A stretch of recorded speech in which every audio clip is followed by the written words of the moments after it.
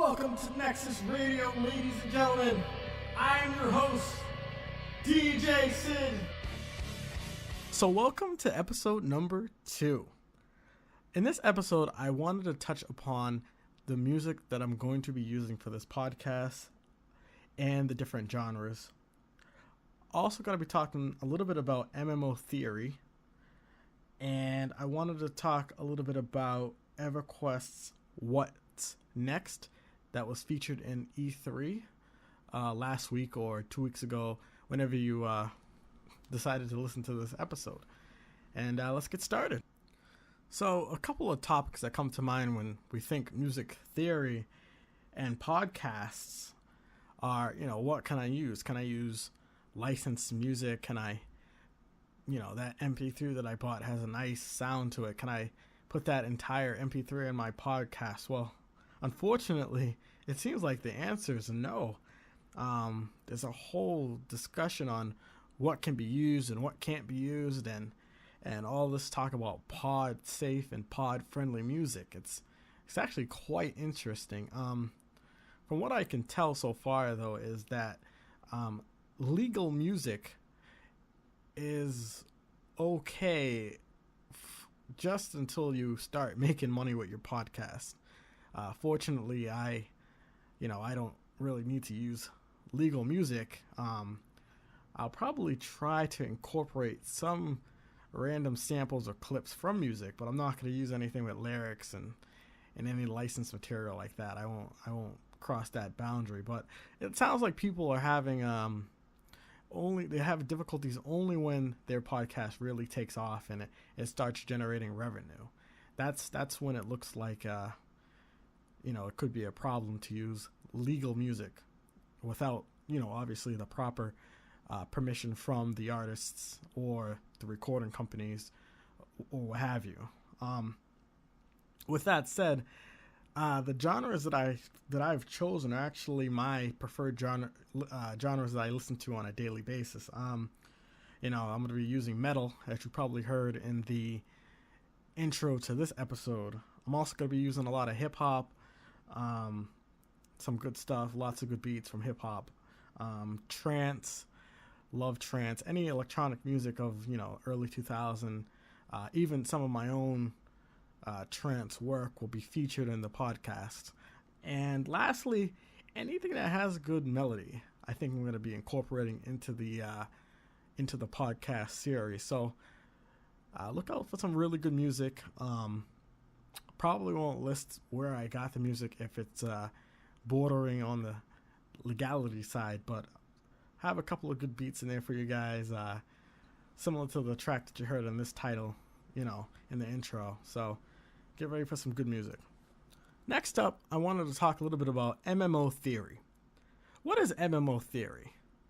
And what's it doing in this podcast? Well, MMO Theory, in my opinion, is almost used a little too loosely these days, or actually the MMO tag is thrown into the mix too much. I think MMO should be classified based on the type of game that it is linked to. For example, PlanetSide 2, EverQuest 2.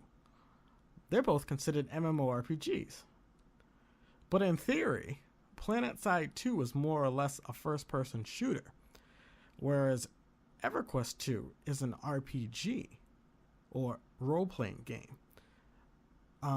That said, and using the MMO theory, my MMO theory, PlanetSide 2 is actually an MMO FPS, whereas EverQuest 2 is an MMORPG. Two different subgenres, really two different games, both obviously developed under the same umbrella, SOE. But again, besides the point, using MMO theory, we should now start categorizing the different types of games for what they really are.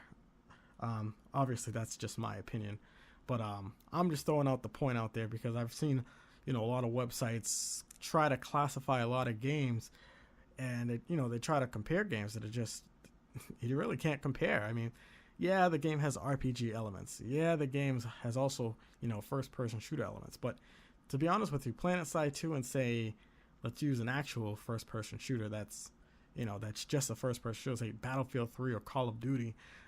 Those two games are actually first-person shooters. There's no massively multiplayer to them.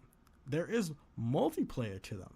So I guess you could say that Battlefield 3 is an MMO FPS, a multiplayer online first-person shooter. Kind of strange. We'll just call it an FPS. And which is kind of interesting because you would think that a game that pits 64 players, and I'm also referring to the PC version of Battlefield 3. You have the 64 player maps, which is 32 on 32. That's kind of massive. But, obviously with PlanetSide 2, that's dwarfed by their crazy battles. I mean, they have large scale 100 players on 100 players, and that's all out war. But don't get me wrong, Battlefield 3 is all out war as well. I just wanted to touch a little bit on that, just to fill in a couple minutes on the episode. In the forums, give me your thoughts on that. I might make up a thread on MMO Theory and what people think about that topic actually, and further categorizing games into a more, or I should say a less broad spectrum for the genre itself. So a big topic of discussion, I think, in this podcast series is EverQuest's What's Next that was featured on E3. It was a convention held a few weeks ago.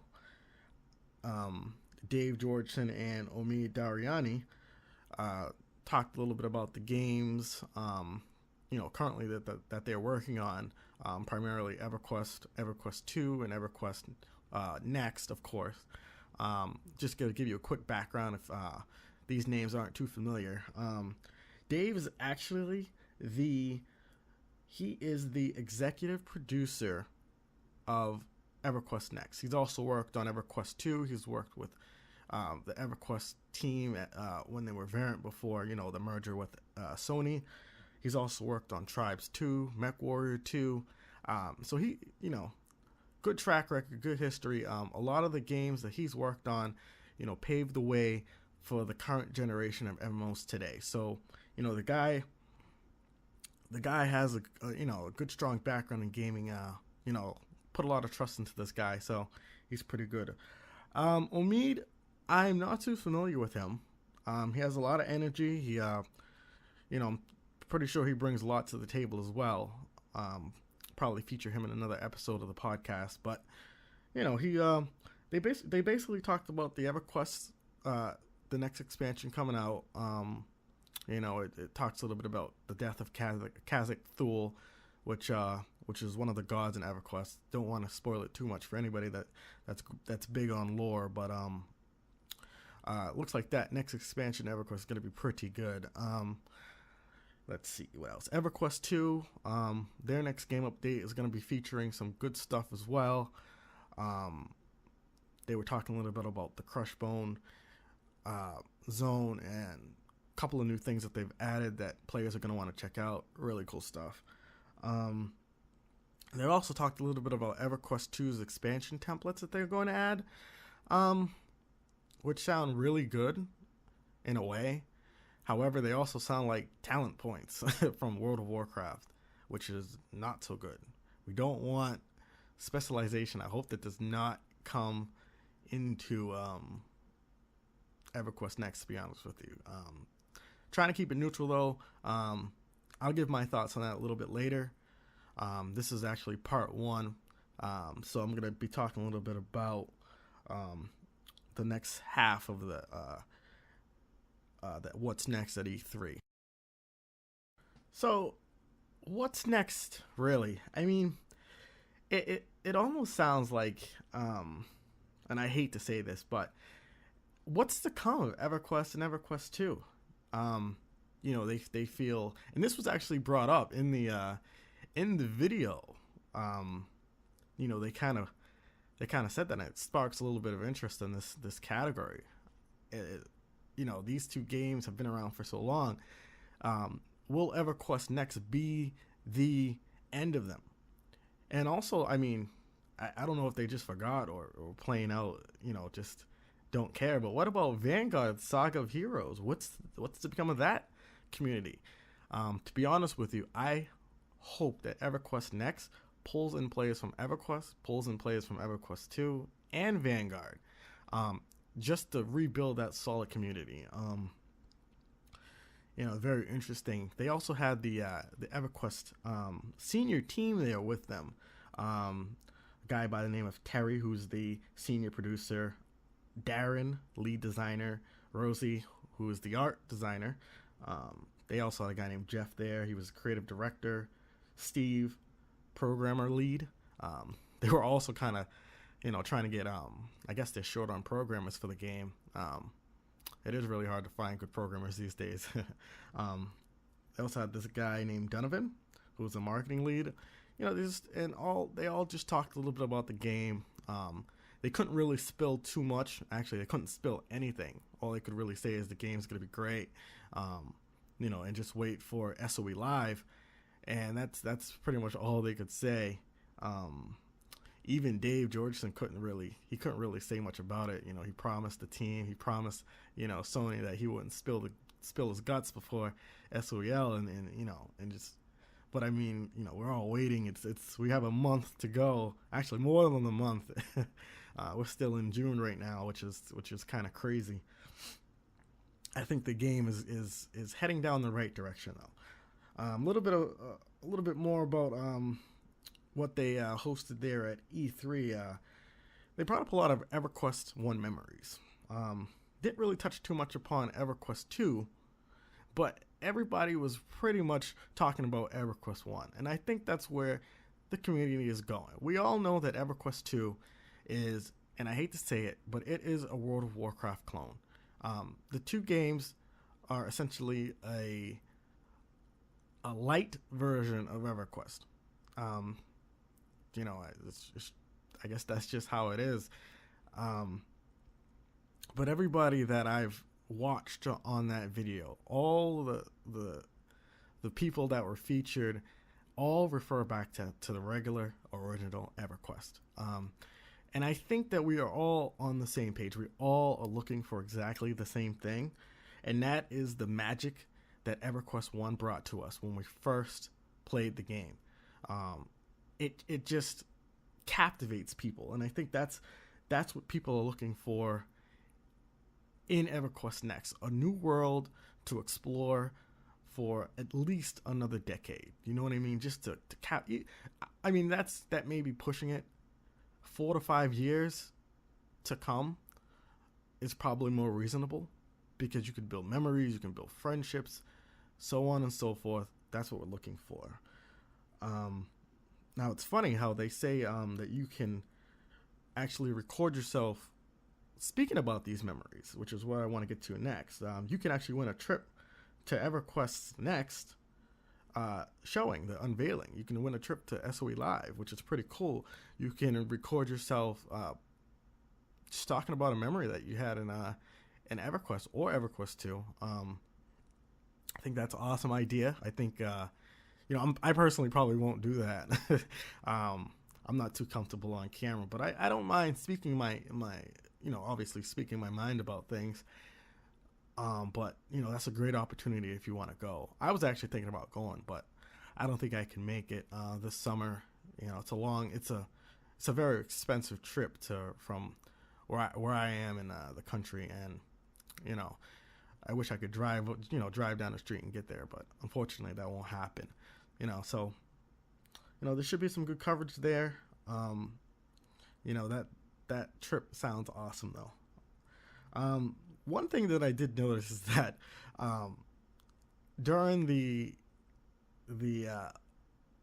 template memory that was shown by Sony, the woman said that she remembers traveling from the boat that's featured in Butcher Block Mountains from EverQuest 1. I don't know if anybody remembers those boats. I don't think anyone used them because I don't think they ever worked. And she said that she was on the boat, like zoning into I forgot what the zone was. But she said she was on those boats headed to Eastern Freeport. Like I said, I don't remember those boats ever working. I don't ever even remember being able to stand on the boats while it's moving.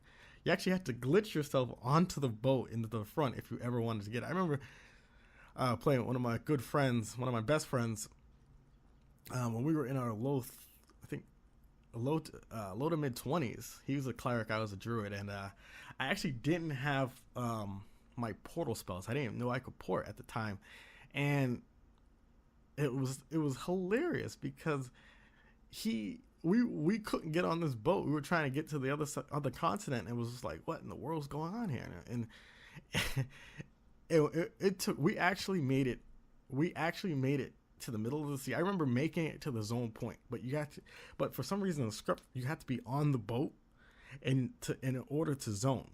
So every time we were actually on the front of the hull of the boat, the boat was pushing us, and we got to the end of the ocean and fell off.